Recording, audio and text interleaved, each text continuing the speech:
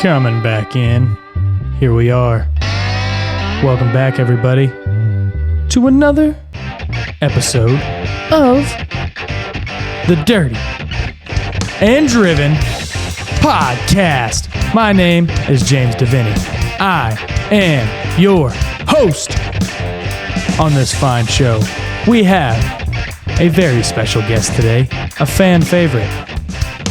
Somebody that you all know and love. And if you don't know and love, I'm sure you will after today. Before we get to that, though, let me tell you about who the hell we are.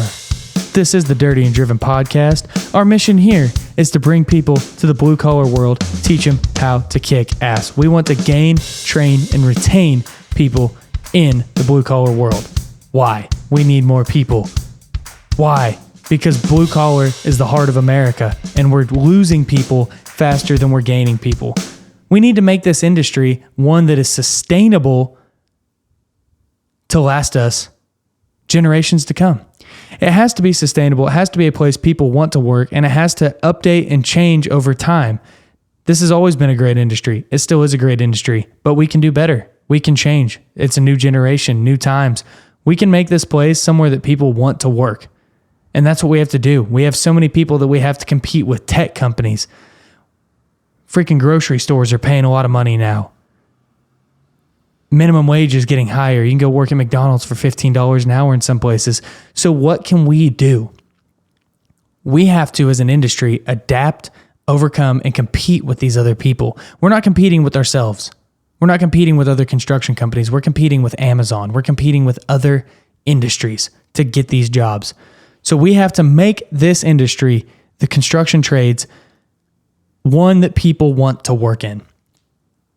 Today, I'm joined by none other than Mr. Erik Struebig, who is our mechanic friend. And he's talking about mental health. This is just a real perspective from two meatheads. We're just talking about issues that we see and how we think that they can be solved. It's conversation, it's discussion, it's back and forth. There's no solid black and white answers, but this is the perspective of two people who work in the industry and would like to see change. So it's worth a listen for that regard. If you want a free sticker off the show, let me know. Hit me up. I'll mail it to you anywhere in the world. I almost said I'll email it to you, but that wouldn't really work. I will mail it to you anywhere in the world. DM us on Instagram, Facebook, wherever, at Dirty and Driven. Or you can email me, dirtyandDriven@gmail.com. Just say the word sticker in any of those messages, and we will get you a sticker anywhere in the world. You don't pay a thing. Give us a 5-star review if you like the show, or tell us your feedback. Let's hear it. I would love to hear from you guys on your opinions on how we can do things better, or if you agree, if you disagree with things, just let us know. Great conversations, and these are the conversations that need to be had. Anyways, I won't keep you guys here any longer. Here is Struebig. Living that mechanic life fancy, getting upgraded to the suites every time. Dude, it's so funny though. Like, I came in the last time I checked in like 10:30 at night. Big white bed, and I just collapsed in my greasy coveralls from doing kingpins. Mm-hmm. I woke up the next morning and there's a grease angel on my bed. And I was like, oh, fuck. Hang on one sec. What did they think about that grease angel? I don't know.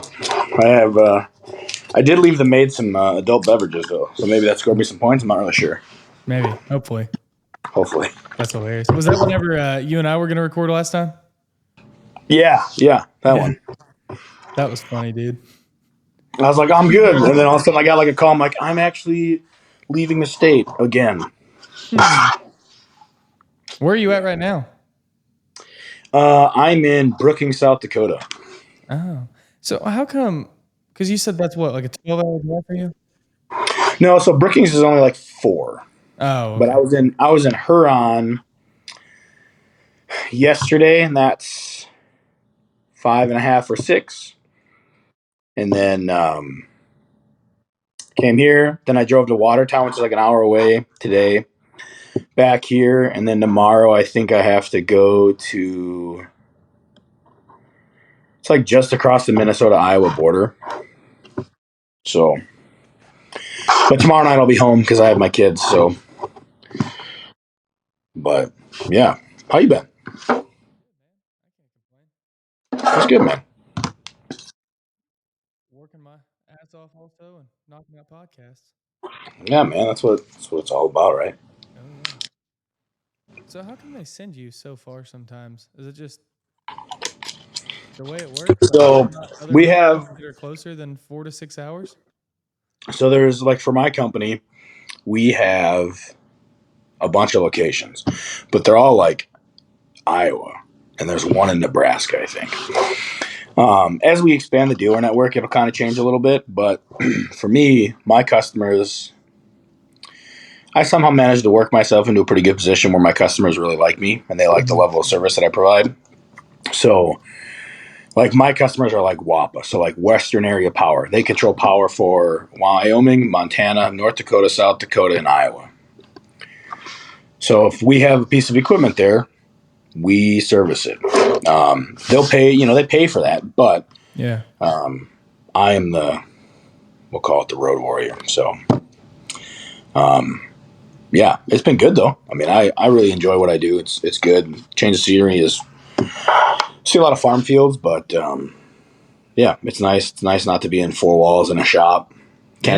I can't imagine working in an office. To be honest with you, I would think I would last all of like the morning, and then at lunchtime, I think I would disappear. Yeah, it's for the birds sometimes. It is. My boss he calls it a timeout. So I'm not good at like my like admin stuff. So like expense reports, oof, that's like the bane of my existence. Like I knocked out 25 expense reports today in my truck. They're supposed to be done like as they come in, you get them done because it's all digital. Yeah. And yeah, it'll be like months in. It'll be like 2 or 3 weeks, and the accounting department's like, "Hey, everybody needs to update these. By the way, there is one employee, and they'll say my employee number, and I'm like, this individual has 42 outstanding charges." I'm like, "Oh no, better get on that." So yeah, Funny. that's my shit. Yeah. I always tell myself, I'm like, man, I joined the construction industry to avoid paperwork. And then my first day, even as a laborer, I get done at the end of the day and they were like, yeah, you have to fill out all this paperwork. And I was like, Right? damn it. You're like, fuck, man, I can't read or write. Yeah. Like sometimes I can't even fucking talk. Now all my job is paperwork most of the time. Yeah. Yeah. I was wondering because like that one day that you were like, yeah, dude, I'm driving 12 hours or something like that. I was like, damn, what? So like That you know how makes like sense. It's just, you know how you're like supposed to like service your vehicles, like oil change, like some people push their regular cars to like 10,000 miles, but you're supposed to do it like 5. yeah. I do an oil change every like 2.5 weeks. Jeez, dude. Like I could probably go longer, but it's a power stroke, and I don't have anything against them. They're not my favorite. I prefer Cummins, but yeah, I'm just not about that life. Hey, I gotta turn my air conditioner off. It'll be loud. Okay. All right. You're turning yours off. I'm just wishing I had one in this new studio I'm in. I walked in Man, here and it was 87 degrees. And I was like, shit, it's hot in here. yeah, it was. Is it hot by you right now? Like right now, in the where you're at, your jobs are. Yeah, it's starting to. It's been like the 90s this week, so it's not like brutal heat yet, but it's getting there. Yeah, today it was 106, and yesterday was 105. Jeez, so And that's already brutal where you guys are at. right, well, it's humid, right? But Mm-hmm. I'm out at a substation working on a crane, so there's no trees, there's no shade. Oh, and there's an entire state's worth of power just saucing through. So it's just you got to wear FR clothing, and it's just Dude, I hate working jobs in the summer where you have to wear FR stuff. That's for the birds. so everything at this point now. Everything I own is FR. So I bit the bullet. The company kind of helped me, but all my jeans are like those Ariat FR jeans. Yeah. And them things are like $120 a pair. Mm-hmm. Like, so like I have a Pelican that I travel with, just works well, and I have like 3 pairs of FR jeans. All my shirts hang up in the truck, but like, At this point, I don't even want to buy non-FR clothing because my luck, the day I wear it, it'll be a day that I have to go to a job site that has an FR requirement. It's like, why even fucking bother with it? Like, it's a little hotter, but who cares? You're already fucking hot and greasy, so. Yeah, it's not the worst thing ever for you to wear FR clothing as a mechanic either. No, especially when you I got a story for that. Oh man, we had a derailment crane come in and they'd kinked the winch line pulling up a locomotive. Mm-hmm. That means you have to replace the whole winch line. So it's 350 feet of 1-inch anti-twist rotation cable, which is 8 by 19 part, so big braided cable. So the block, I think I've sent you the picture. It has like 8 parts in it, so there's a bunch of strands. So we drop the hook block, and you start cutting those lines out to get the excess out. And I cut one, and the top line spun up, and I like moved my head for it to like flip up, and I wasn't paying attention. And the bottom line flopped down, and it was covered in grease, and it hit my coveralls, which they were FR, and they did their job. They burnt out, but it burnt a hole like right down by the boys, and it burnt like a fucking softball hole. And there, I now have like this big like tennis ball size like bald burn scar on my thigh. Jeez. And my boss he walks out and he goes, "This is why we can't have anything fucking nice." I'm like, "You're not wrong, man. Like I'm aware. I'm aware that I'm a fucking rolling disaster." Oof, that'd be a little too close for comfort. Oh, it was like that was the first thing I remember. And I think one of the guys was videoing me cutting him because I kept spinning up. He was waiting for me to get hit with one, and he sends me it, and I like fucking yelled. It's like, "Fuck! I just burned my dick," just loud as fuck in the job. And there's like safety people walking through. They're like, there's a dude with a torch and a big beard with shit on fire everywhere, and they're like, "Oh, okay. Well, we're gonna leave that." Tell me you still have that video. I'm pretty sure I'll send you. I have one where there's another. He like climbed the boom and he's like wearing his PPE, and I'm like, I did the voice like time to do some sketchy shit, and he cuts the cable and it like fucking whips all the way around and like spools out. He like turns and like looks at me through the cab, and I like honk the horn at him. But, that's funny, dude. Yeah, I love that shit. That's hilarious. Never a dull day on the job site. That's for sure. No, absolutely not. Not in your world. It does not look like. No. But anyways. No. Oh, what?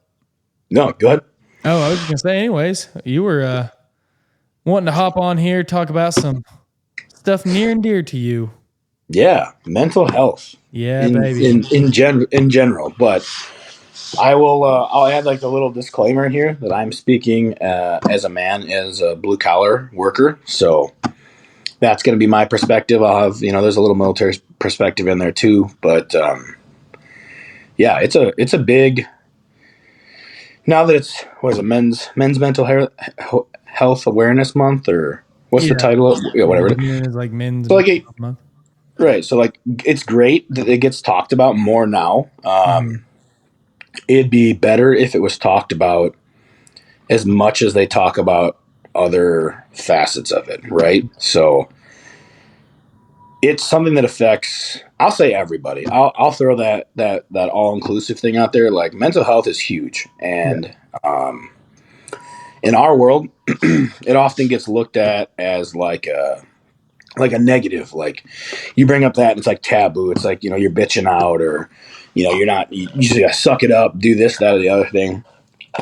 And that's such a piss poor attitude to have towards it for so many reasons, right? Because if somebody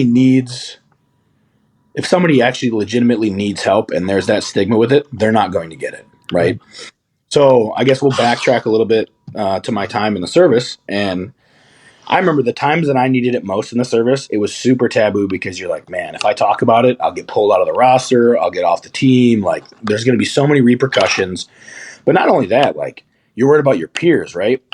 And blue collar kind of has that stigma, but like in the military, everybody's like, these macho dudes, like, gunfighters doing this, that, and the other thing. But it's like, you still have all the same emotions that everybody else does, right? So, when one of your buddies gets killed, I mean, mission dependent, you always have to do whatever.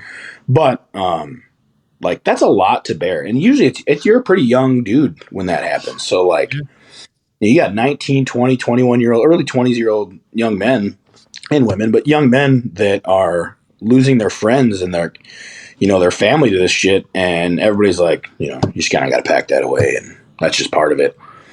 And it's, there's so many factors in it. Not even if you look at a traumatic event like that, but you look at like just the time thing, right? You're gone a lot. If you're in the military, I would say that every single person in the military says that they're away from home way more than they want to be, and they miss a lot of stuff in their family's life. And in the trades, it's the same thing. We all brag about how many hours we work, and I do that shit too, right? Like last week, I worked 71 hours, right? A lot of hours. That's a lot of time that I wasn't doing something else, right? Now, I didn't miss out on any time that I had with my kids, but, I'm not hanging out with my friends. I'm not, shooting pool or hanging out at the lake or, doing things that better my mental health and better my emotional state, because I'm just doing stuff with work. And a lot of people use it to cope, right? So, you break up with a girlfriend or you get a divorce or something comes up in your life. A lot of people will use work as like the escape, right? They're like, well, I don't really know what to do. I'm good at this. I can kind of bury myself, make some more money. And I mean, I still do that to this day. But when you look at it from like the 30,000 foot view, you're not really doing yourself a service, right? You're probably doing yourself more a disservice because you're not really unpacking and dealing with any of the issues that you have going on. You're like, this is a future problem, right? I'll deal with this. I'll deal with this later. And yeah, like I guess since we're talking about, we'll be real. And I did that for a really long time. Yeah. I would just find something would come up in my life and I would just not talk about it. Like, a buddy would be killed or, you lose somebody to suicide and you don't really have the tools that you need, and you might not even know how to ask for the tools you need, right? Because you don't know what you don't know. Yeah. But you let it build up, and it starts to seep into every facet of your life. Your relationships, it can seep into your work, and eventually it's gonna hit you, right? So you can only dodge that bullet so many times before you're gonna kind of get clipped by it. And for me, like the big turning point was my divorce. And that was like where I didn't really know, because like when you're married, like, as you know, like your partner is your person, right? Like that's who you go to when you need stuff. And in a divorce, that's the one person you don't have anymore. Mm-hmm. And so if you don't have a network of people and you don't have tools in place, or if you talk to somebody and do that, like you now have a huge emotional burden and you have nothing to do with it, right? So you gotta sort that out and kind of figure that out. And I think in the trades it gets almost lost that you need to talk, because you have all your buddies at work, right? You have your guys you work with or ladies you work with, and then you have your friends on the outside that may not get it, but they might be in trades. And there's not really a good way, because it's kind of like safety meetings, right? Like you could sit everybody down and say, hey, we have this and this and this, and you should do this, and you should do this, and you should do this. And some people are going to listen, and some people are going to ignore it, and some people don't even know that they were in a meeting, right? Mm-hmm. So I think that it's one of the biggest things that needs to change. One is the stigma with it, but two, how we approach talking about it and how we approach dealing with it as a collective group. Yeah. Forget who posted it. I think you guys shared it. Remember that giant safety vest post? Yeah. It was like a 3-story safety vest or whatever it was. Yeah. I thought like that's one of those things, like you see that and you kind of like, it's those big images like that like really kind of make it sink in, especially if it's something that's near and dear to you, or you've lost somebody like that. But I don't know. I just think that there needs to be a better way for people to talk about their mental health and not feel like they're going to be ostracized or singled out or judged, because you're not alone ever. Like I would put money that any problem that anybody has, even if you think you have the worst problem in the world, there's been somebody that's had it before. And Yeah. whether you learn from their successes or from their mistakes, I mean, that's just part of how life shakes out, right? But Yeah, opening up those conversations, and that's kind of what I've been trying to do. So now, and I mean, at the time of this recording, I've only done one, but it's kind of like every Wednesday is going to be a post about it, and because every yeah, time we've posted about mental health, we've done it a couple times, but I get so many guys in the DMs that are like, "Hey, man, I struggle with this or that," and like it's cool to yeah, know that I'm not alone. It's like, oh, okay, and I've done a couple of safety meetings at my job yeah. where it's awkward, it's weird, it's Mm-hmm. nerve wracking standing in front of 35 dudes and a couple chicks and saying, you know, hey, mental health, this, that, the other. But and like when you go up there and you give that toolbox talk, it's the same thing you're saying. Some guys are like, yeah, nobody gives a shit about mental health. Some guys are like, damn, I need that. And then some people would just, they listen, they shake their head, they don't have that problem, and they walk away. But Right. it's for that one or two person who says, yeah, dude, I've really been struggling lately. And you give them permission to come in and talk to you individually and say, yeah, I'm not okay. I haven't been for a while. What are my options? What are my resources? How do I get help? Or even just saying, do you mind if I talk to you about this for a minute? And Right. I have seen that help several people. It's Yeah. powerful. Right. And you could do 100 of those toolbox talks and you could talk to thousands of people. And if it helps one person, in my eyes, it's worth it. It's worth the 10 minutes of billable labor or whatever your company's spending on it. It's worth the 10 minutes of the side conversation that distracts you from a meeting you were going to be in or whatever it is. But I've posted it and I've talked about it, and I try to keep that window open or that door open. But like most people, I bet you that more people are open to talking about it than you think, right? So like I always try to say like, hey, my DMs are always open. Most of you, if they have my number, they want to talk or whatever. Like I'll talk to anybody. And I've had two people reach out to me on that stuff, and like that's kind of like that little shimmer of hope, right? Like Yeah. people can like it, people can reshare it, and that's great because it's getting out to more people, right? Yeah. But like when you have that one person reaches out and you talk to them, and like you just feel good afterwards, right? Yeah. And call your friends up, right? Like if you see a guy struggling at work, hey, calling him out in front of the whole shop or the job site, probably not a good way to get into that, right? Right. But you're on break and you're off to the side or whatever, you're getting done with work, and you say, and you don't even have to bring up the fact that like, hey man, it seems like you're pretty down. You can just say, hey man, you wanna go get a beer, or want to do something. You just talk to them, and I think that just that little bit of care and feeling like you're not alone and you're not ostracized. That right there goes a lot farther than people think. Like you don't have to have a 2-hour conversation with somebody about it. Yeah. Some people, all it takes is them feeling like somebody gives a shit, right? Because there's so many people like that can say, people that are close to you can somehow say the same thing that somebody that isn't close to you, and it just strikes that much deeper. Yeah. And so when you have that going on in your life, relationships or otherwise, they strike and they hurt a lot more because there's you feel like there's validity to it because it's somebody that knows you. Like if a stranger says it, fuck it, like fuck do you know. Yeah. But yeah, I think that the toolbox talks is super super important. And I was talking with my buddy who's a field service tech on the East Coast, and me and him got on the topic. But like, you're distracted at work, right? Like we talk about safety and like make sure you got your hard hat on and your vest and your safety glasses and your boots and all this kind of stuff. But nobody checks about your mental health, right? Like, what's more dangerous? A guy not wearing a hard hat and gloves, or a guy that has, a divorce going on, or he lost a family member.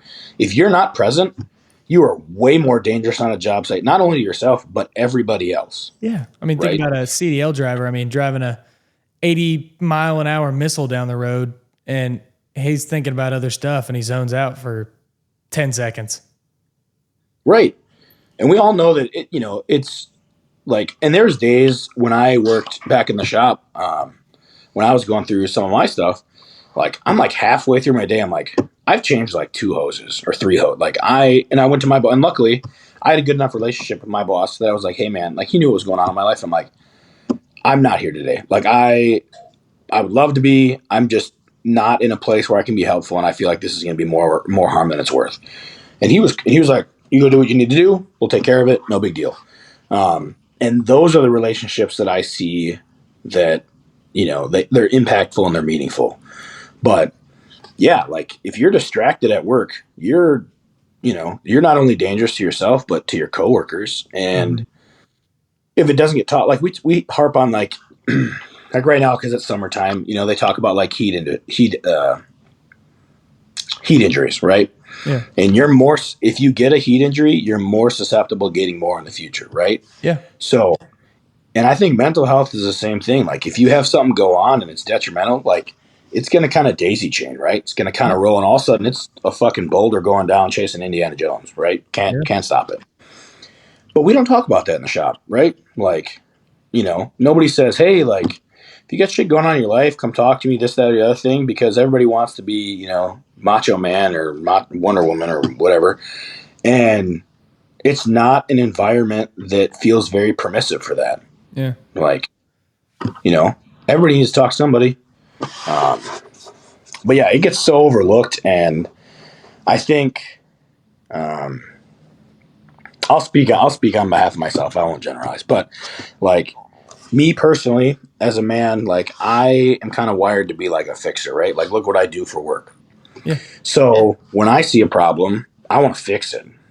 Like, I don't want to like acknowledge this or the other thing. Like, I want to fix it. So like, if I'm having this, like, why can't I like, you don't really understand it, right? Because if you have, some emotional stress going on or trauma, like it's not a tangible thing.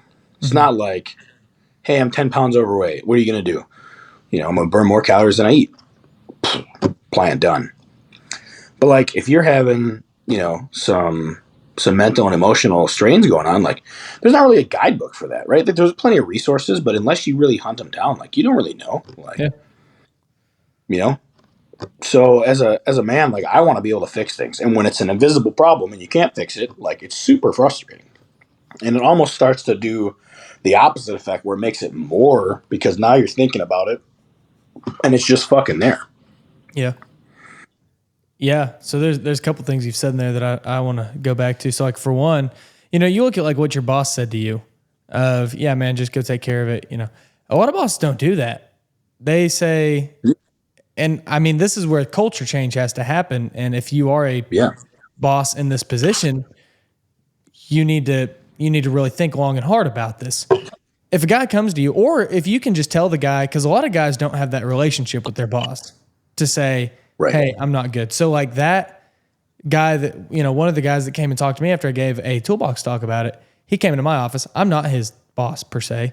But he comes to me and he talks to me. He said, hey man, he said, sometimes you probably notice that I'm out of it. And if I am, don't be afraid to say, hey man, let's get somebody else on that piece of equipment, because I don't want to hurt somebody. But also I have a hard time like admitting that, hey, I can't do this. And so he came to me with, and said that, and I relayed it to his direct boss and stuff. And that's good, but he doesn't have that relationship. But, it is cheaper for a company, because what happens a lot of times is a guy will go through a slump and he will miss work. He might miss a day or two, or he keeps coming in and he screws stuff up. Well, instead of telling that guy, hey man, I can tell you're off, or that guy saying, hey, I'm off, you should tell that guy, you know what? Go home for a day, 2 days, 3 days. Don't worry about your money. We will make sure you're paid. Go on and do that. And after 2-3 days, if you feel good, come back. If not, check back in with me. Let's see where you're at, and let's see what we can do to help you move forward. That's cheaper than firing that guy and training his replacement. And he's probably going to 100%. take a couple days, and he's going to come back, and he's going to be raring to go, and he's going to say, man, you guys did so much for me, I can't even explain it. And if you have the means to do that as a person, as a leader, and financially to do that for somebody, that's a world of difference. Most people are not going to take advantage of that. Right. Well, right. And like, if you look at like when you get into like the white collar world or the office world, you see a lot that there's like, you got PTO, you have sick days, and then now they have like mental health days, right? I would put money that if you pulled the demographics from who actually uses mental health days, I bet you that it's less than 1% male. I don't know that for a fact, but I would reckon to guess that's probably true. I've never Right. seen those personally, but I know that there are a lot of companies that are starting to do that. But yeah. Right. And I think that if it gets kind of used now as like a, maybe I don't feel good, whatever. But like, if you had that and you had it as an opportunity or something like that, or even if it wasn't something that like the guys could, you can't put in for a mental health day, right? But you could call your boss and say, hey, I know we have this, that, or the other thing, but yeah, and from your perspective, you talk about cheaper than firing the guy and hiring his replacement. Okay, what does a workplace recordable accident cost you? Yeah. Insurance, people, right? Like somebody probably got hurt. The job is now slowed, stopped, behind schedule, or you fucked up materials, so now you get more of it, which we all know are super cheap right now. You got to, your insurance is going to go up, all this kind of stuff, and it could have been avoided for 8 hours of fucking base pay to, operator or labor or whatever the role is. Yeah. But, companies are, some companies are a little short-sighted with that. And they're like, well, I need 8 hours worth of work out of this guy. I'm like, so what if he works for 8 hours, you pay him for 8 hours, you get an hour worth of work out of him, and then he fucks something up and costs you, an entire crew's worth of wages because now you have to, re-pour a retaining wall or some shit like that. And you have to fire him because he screwed up so bad. Right. I saw that happen before. So I posted a joking picture on TikTok before I saw this happen. A guy, he found out over the weekend his wife wanted a divorce, and he was a mechanic, and he was driving a forklift, and he backed it over the oil pit. Well, that forklift fell through the grate, and he turned on its side. You know what? He hadn't told anybody what was going on. He hadn't said it. He's one of those happy-go-lucky, always in a good mood guys. And everybody liked him. Nobody even suspected anything was wrong. Well, then he just like started bawling his eyes out. And another guy in the shop was like, hey, what's going on? Well, he just kind of dumped it all out right there. And then he got in his truck and left. And, of course, that's not right. Hey, you got to go drug test because you just, made a big incident.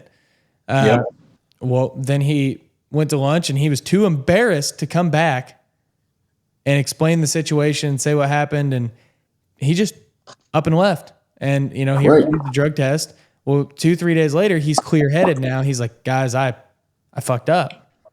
Well, upper management knew what happened. And they said, well, you dodged a drug test. You wouldn't go take your test. So we, for insurance reasons and for, our own reasons, we can't necessarily take you back right now because we don't know what's going on there. And what it was, I mean, he wasn't a drug addict. He wasn't doing drugs, but he just had a moment of stupidity where he wasn't clear-headed and he put himself in that position. Now you got to fire a guy and now you got to find another mechanic to take over his spot. And that's not easy. Yeah. Right. Yeah, and I think that, like, when you look at it from, so like from a people perspective, right? Like if we're talking like you and me are coworkers, right? We're going to talk about it from what matters to us, right? But if you're going to try to pitch it to corporate's all typically, or higher ups are usually their numbers people, right? Yeah. Like they want to see like, what does this program cost? What are the risks associated with it? This, that, and the other thing, right? And from their perspective, you're going to look at like insurance, loss of time, loss of wages, hiring a new guy, training a new guy, putting him through the certification courses, all that kind of stuff. Mm-hmm. But like from a grassroots thing, like we'll use that guy for example. You've been terminated from a place of employment. You now have to be on the job hunt. And when somebody says, hey, like you apply to be a mechanic, they're going to be like, oh, cool. Are you working somewhere now? No, I got fired from it. Well, what is that? And, you can either lie or somebody, the world's small enough, they're going to talk, right? Right. Like everybody, So from that perspective, it doesn't really make sense to, and it kind of, what's the word I'm trying to looking for?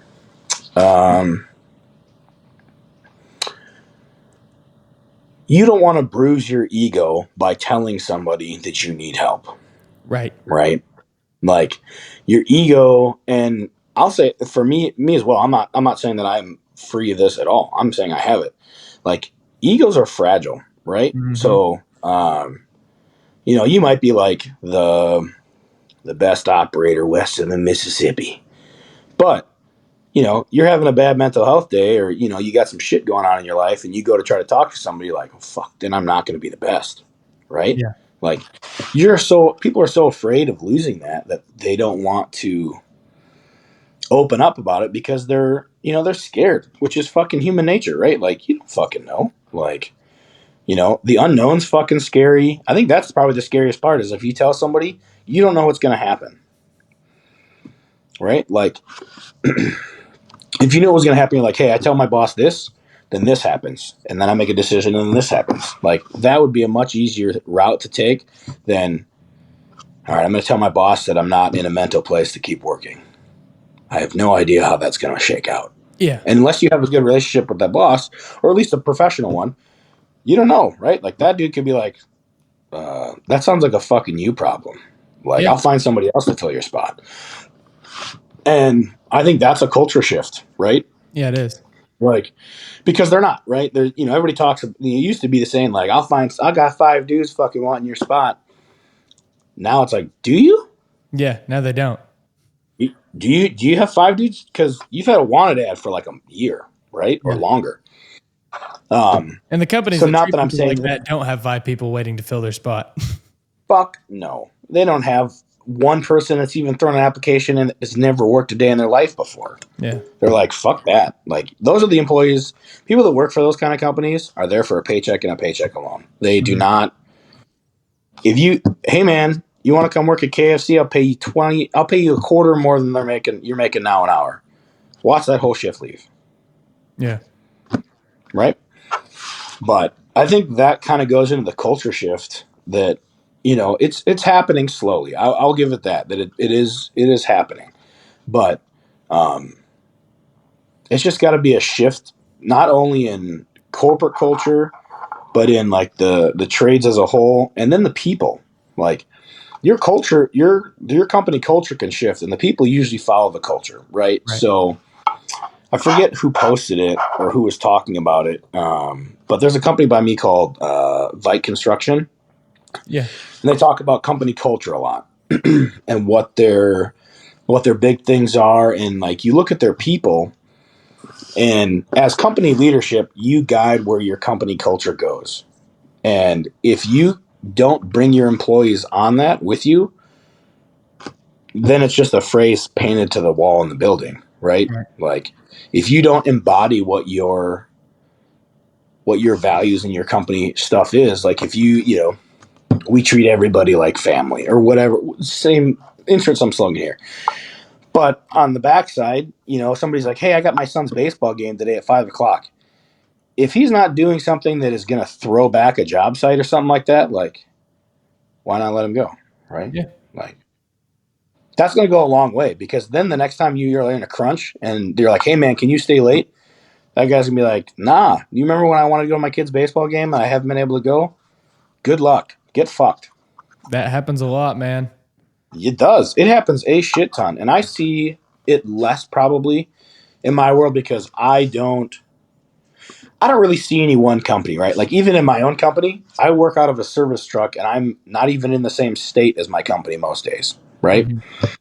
But you can't tell me at these job sites that I go to that there's guys that are like, hey, can I cut out early for a kid's baseball game? And you have a foreman that's like, no. Then you go to some and you can tell like there's a good cohesive bond going on, and you can definitely tell those guys like, hey, I'll stay late this day and this day, this day. Can I bomb out 10 minutes early today so I can get to my daughter's dance recital or soccer game or rugby match or whatever it is? Yeah, rugby match.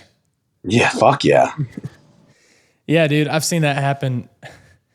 I've seen it happen recently, and it was like this. I was talking to a friend of mine, and he was complaining about that sort of thing going on. He goes, "Yeah, HR came and talked to me. He works and is like an estimator for a construction company, and he came to me. He's like, yeah, dude, I cut out like 10 minutes early the other day because I had somewhere to be, right at 5. So I left a few minutes early. And he goes, HR came in, was complaining about how I left 10 minutes early and I shouldn't have done that. And where was I going and what was I doing? And he's like, but I stayed till 6, 7, 8 o'clock every night before that. And not once did he say anything about me staying late. Right. It's a one-sided spectrum and you can't do that. Right. And like that kind of goes to that whole, and I'll use a salary position because I've been that before. Like everybody talks about salary like it's a good thing, right? Because your hours are flexed. You have this. I can't think of a single person that's on a salary that actually utilizes that to their benefit more than the company's benefit, right? Yeah. Like you have a minimum of 45 hours, but you got to stay until the job's done. Okay, so I've put in 55 hours. It's Friday at 2 o'clock. I got a trip up north planned for the weekend. Can I cut out early? Well, you're scheduled till 4. Okay, so next week on Monday, when you want me to stay till 6, can I say that I'm just scheduled till 4? Yeah. Like, that's how it this goes. isn't a one-way street, right? Yeah. And I do think that there's a little bit of a shift there because they're realizing that, like, if you work your employees to death, they'll go somewhere else. They will. Like everybody, the grass is always greener. And each company has its own things. There's definitely bad companies to work for, and there's definitely really good companies to work for. Yeah. And they all have their problems too. Right. Like you're like, this company's way better. Like, I've done it. Everybody's made that switch. You're like, this company's better. Well, they might do A, B, and C better, but like Z was better at the old place, right? Like they had free snacks in the break room. This place doesn't have that, or whatever it is. Yeah. But when it comes to hours and stuff like that, that's another big thing. Like when when workers, beat their chest, they're like, I work. Oh, you work 40 hours? Yeah, I remember my first part-time job, and there's all that fucking bullshit with it. Like, listen, if I could make what I make in 70 hours in 40, I work 40 hours. Mm-hmm. Like, Colton was on the podcast, right? Yeah. And I was talking with him, and like his new job, they base it on like 40 or 45 hours a week. Like there's not a lot of overtime. And you get a lot of guys that are like, I want that overtime. I'm like, what if you made a good amount of money and you just worked less hours? Dude, that's a point that I wholeheartedly agree with. Right? You have to pay your guys, like if you're paying, let's say you pay your guys $20 an hour and they want to work 60, 70 hours. That means you're not paying them enough. That means that they're going to milk the clock until 8 or 9 o'clock and burn their whole crews out because they just want to make enough money to pay their bills and have a little bit extra. Right. Like, I mean, there's definitely some of us that like, I want the biggest paycheck I can possibly get. Yeah. And as long as that doesn't negatively affect my time with my children, perfect. On the flip side, 3 weeks ago. So our shop has kind of a weird schedule. So they're out at noon on Fridays typically, unless there's some big jobs. Field does not have that benefit. And I think I was at like 50 hours by the time I punched in Friday morning. I was like, I got one job today. Fuck it. I'm cutting out at noon. Like, and it felt like a treat, even though I was already over the hours that most of the shop was. I was like, fuck it, I'm going to cut out at noon. 11 o'clock rolls around. I get a call. Hey, we got a boom stuck in the air over a power line. Well, fuck, that just shot that whole fucking plan of shit. And by the time I got done, like, yeah, I had a really big, I had a lot of hours that week and I had a good paycheck, but it's like, what if I just had, what if I made more money than I make now and I just worked less hours? Like, and when you talk about the $20 thing, so when I first started for deer, it was like mid-20s. And then as you progress and kind of change, like I'm part of the union now, And our wages are all posted and all that kind of shit, so it's not like I'm giving some insider secret. But like highway heavy mechanics start at like $42 an hour, right?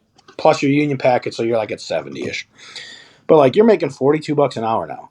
So in my mind, depending on where you are in your life, like I'm now making double what I did before. So I can work 40 hours and I'm already fucking ahead, Yeah. right? Maybe you throw in 5 hours overtime. And I think that's where all the cliches come in, right? Like there's a guy that's a welder. I think his Instagram name used to be Scumbag Welder. His name is Plain. And he talks about it. He's like, because the way they have it in Canada, he goes, you live off your 410s and the rest is cake. But you have so many dudes that are like, in the summertime, you're working fucking 60, 70 hours because you have all your big jobs, right? Well, what happens when the overtime goes away? Like, oh, I just bought this brand new Denali truck. It's 80 grand. I bought a boat and a Harley and all this other shit. Like, if you're living off your overtime, now you've just kind of fucked yourself, right? Yeah. Because now you have to work that overtime in order to afford your lifestyle. Whereas if you worked 40 to 45 hours and you live within your means there, you're not chasing that overtime as much, right? Like, it's nice. Like, if you want some more money, your holidays are coming up, you burn some more hours, right? But so many of these guys get in the habit of like just fucking cranking it, and they just want to, and so they escalate their life. Like, and there's always that scale, right? Like, the more money you make, the more money you spend. It's a proven fact. They've done research on it. Like, the guy that makes 60 grand a year and the guy that makes 100 grand a year. The guy that makes 100 spends more. Yeah. Not because he has to, like, it's not because he wants to buy dumb shit usually, but your lifestyle changes and how you're used to living changes. Yeah. So when people get those big, like when you get these young kids that get those first like summer big checks for these big jobs, like they're like, oh, I make 70 grand a year. Yeah. Do you? No. Like, I don't think you might make 60 grand a year, but your summertime you're making big checks. So stash that away when it gets slow. That way you have good money when it, slows down and you're down to, your bare minimum 40 hours or whatever it is. Maybe don't buy that $80,000 truck. Maybe dump it in a 401k or whatever you want to do. But I think that's part of the problem is that these guys get these big checks and then they almost like trap themselves Oh, they by do. spending. They want to spend what they make. And I've done that shit for sure. Right? Yeah. Like, you get your first big check, you're like, I'm going to go buy some shit. Or worse, you go make a purchase that you have to keep making payments on, like a boat. Yeah. A boat Shout would out to be shout out to my boy Zach. Yeah. Zach Taylor and his boat. Zach Taylor and his boat. Hashtag I got a boat. But yeah, and I think that, it all plays into it, right? It's like that old culture of like, you got to be the first one here and the last one to leave and yada, yada, yada. And while I think that there's some good values that we can take away from that, you can be hardworking and not put in more hours than everybody else. I think that is a lost fucking thing. And That's always been my mentality is I whenever I was younger, and I think that whenever you first start out, especially if you're starting out in an old fashioned place or an old fashioned boss, I think it's good to cater to that, first to be there, last to leave. But it's like, I quit doing that because I would show up and it would be like, well, why the fuck am I here an hour early? We're just watching the news and, drinking coffee. Like, there's no reason for me to be here. I could still be sleeping or I could be at the gym. I could be doing something else that is productive. hanging out with your kids or hanging out with your wife or whatever it is. And yeah. I think that there's a difference in getting there early because you're getting there early and getting there early. Like, I'll get to the shop early because I get my truck organized, set up for the day. I can get parts in there. I don't have a bunch of people around trying to ask me questions or people trying to pull parts. Like, I'm doing that for an advantage. But if there's nothing that I need to do for that, you'll watch me roll in at the same time that fucking everybody else does. Yeah. And I'm the same way. And I'm the guy that, I'll stay late a lot, but I also try to leave on time or early a lot. Not early necessarily, but, on time a lot because if you get your shit done, if you do, if you have your tasks, let's say, like me, I'm estimator, project manager type. I spend 75% of my time in an office. I have my tasks that I have to do, and I prioritize my top 5-6 tasks that need to get done to move the job, keep the crew going. You know, the bids I got to get out or the contracts I got to send, and I mark them out. And once that stuff's done, it's like, cool, I'm good to go. Sometimes I stay till 7 or 8 o'clock. Sometimes I leave right as the bell tolls, you know, and it's like, you know, sometimes I get done at noon and I go fuck off with the crew all day, you know, like that kind of stuff. It's just working efficiently. Right. And like, that's another aspect of it. Like when you look at leadership directs company culture, right? Yeah. And I don't know, it was a story I think that was posted. I don't know if it was true or not, but I think it was. There was a boss that kept getting there, and he'd get there at 6 a.m. and he wouldn't leave till 5. And like the unwritten rule was, you didn't leave before the boss left, right? Mm-hmm. Like, I'm not getting cut up before the boss is here. I'm here. And so the boss noticed this, and then he started leaving at like 4 o'clock. 4:30, 3:30. People started leaving earlier. And then he would come back, and somebody saw him, and they're like, what are you coming back for? And he goes, well, you guys don't leave. Like, my people are staying late. I have shit I have to do. Does not mean that you have shit you have to do. Like, maybe they're in a different place, right? Like, I don't know. Like, I think that the culture... I say culture. We use that word a lot, right? I think that the systems that we have in place and the way things are done, while they're changing, they need to change, I guess, differently, right? Like quality of employee treatment and all that kind of stuff is great, but like if your employees do really great on this or whatever it is, here's a pizza party. Okay. Like when you do like meetings, like what would you like if you know, when they talk about it, like what would you like to see more of in this company? Most people say fucking money, right? And yet that's one of those tangible things that gets overlooked. And they're like, well, here's a reward. You did really well. We made our best quarter yet. Here's a pizza party. Nice gesture, right? Like, I appreciate $50 on Little Caesars pizza, and we just made $1 million on that job. Right. Like they were talking about our numbers at like our company, and my parent company is like the world's second largest crane manufacturer, right? Oh, we got this catered lunch in. They're like, we had a record-setting quarter. And you got all the dudes in the shop. I'm like, we got like $50 worth of barbecue, and you guys bonused more than I make in a quarter. Like, and I don't have a solution for that. So I guess that's probably not a great point to bring up. Like, you kind of just pointing out problems and not bringing solutions to the table. But it's that kind of stuff that demoralizes people. Like, what does? Well, like, what was you? I'm sure you've seen it. It was like this guy, the boss pulls up in a Ferrari, right? And the guy's like, "This is a great car." He goes, "Yeah." And if you work really, really hard and you keep putting in those hours, next year I can buy a new one. Yeah. Right? Like meme. And you know, leadership is a top-down approach. Culture change is a top-down approach. And what I love about our demographic is a lot of the people that listen to this show, at least the ones who are active and reach out to me and talk to me a lot, are guys that are either in leadership positions or they're owner operators. And they have a crew of 1 to 5 guys, let's say, just kind of average size.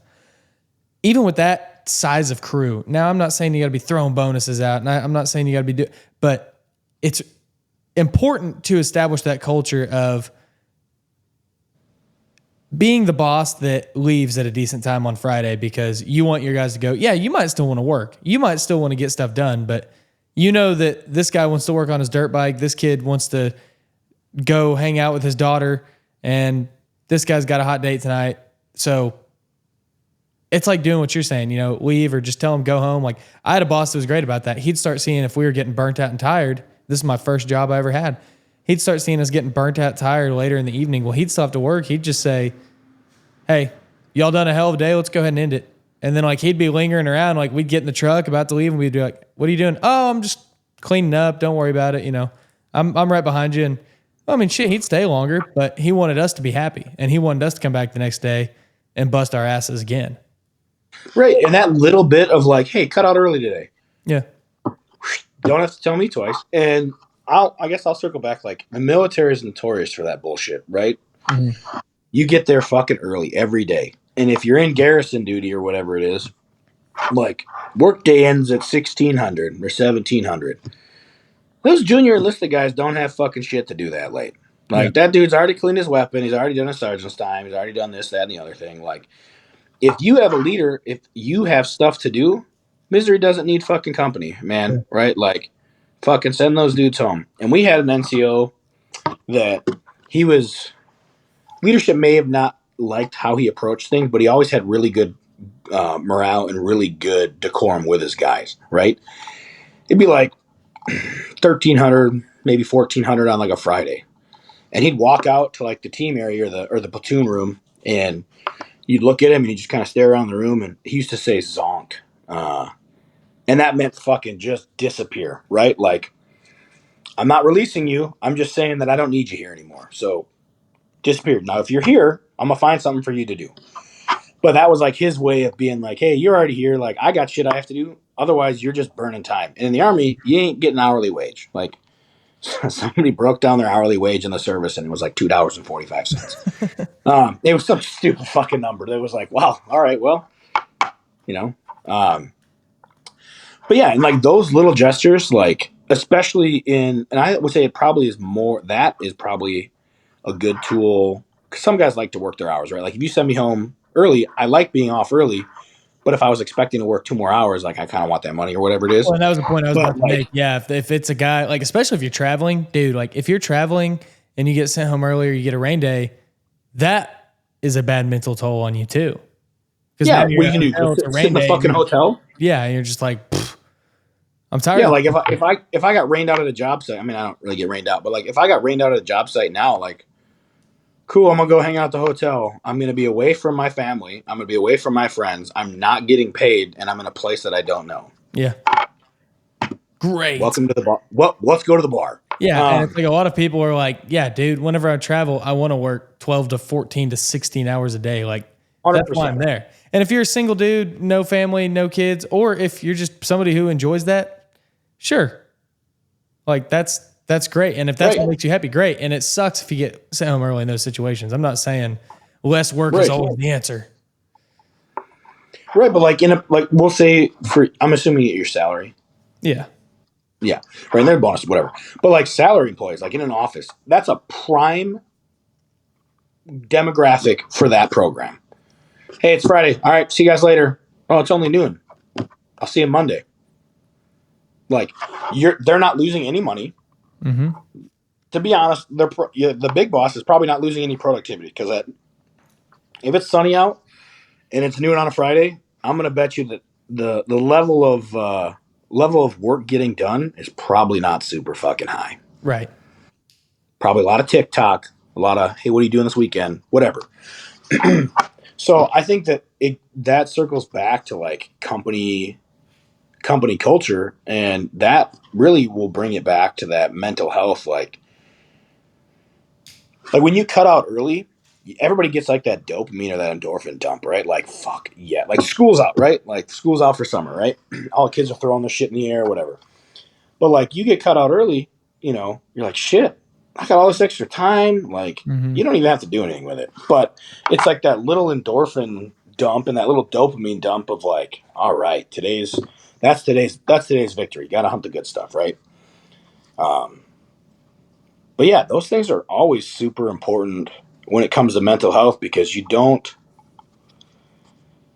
as an adult these days, there's a lot going on in everybody's life. It doesn't matter where you are. It doesn't matter if you're a single dude, a married dude, divorced dude, dad with kids, whatever, no kids. Like, everybody's got fucking stress in their life. Right. And if your place of employment, the place that you probably spend more time singularly than anywhere fucking else, if that place is a drain on you, you're not going to come back from that mental health wise, right? Like, if I'm at work for 12 hours a day and I fucking hate my job, I can't go home and fucking wipe that. I can't wipe off that erase board. That chalkboard doesn't get clean by me going home at night. Yeah. Like, so it's up to, I mean, that's an everybody thing, right? Like, if your company's pushing this kind of stuff and you're like the old curmudgeon that's like, nah, fuck that. I don't need that. You're doing yourself a disservice. You are. Like, your company is actively looking out for you. And maybe it's not what you want, but like, that's probably what you need. Yeah.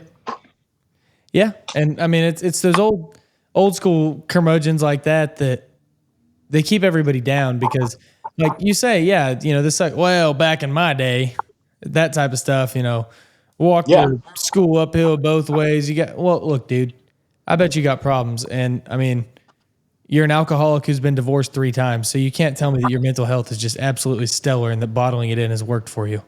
Right. You're like, let's look at the results here. Oh, yours aren't that good? Okay. So you go back to the bottom of the list of giving ideas to everybody else. Yeah, exactly. And whenever because it's like you say, and this is where the responsibility is a lot on the companies and the leadership top down, is if your people are happy at work, they're going to be a lot happier in general, because if they have stress and they have issues in their families, then they're going to a job. If let's say you're not that company, your employees are going to a job they hate. They get up early every morning. They go, oh fuck. They get out of bed. They go to work. They absolutely hate it. Their boss is a dick, but the only reason they're still there is because they're getting a good paycheck and they haven't found anything else better. And then they're going home to their broken home for whatever issue is going on that day. Right.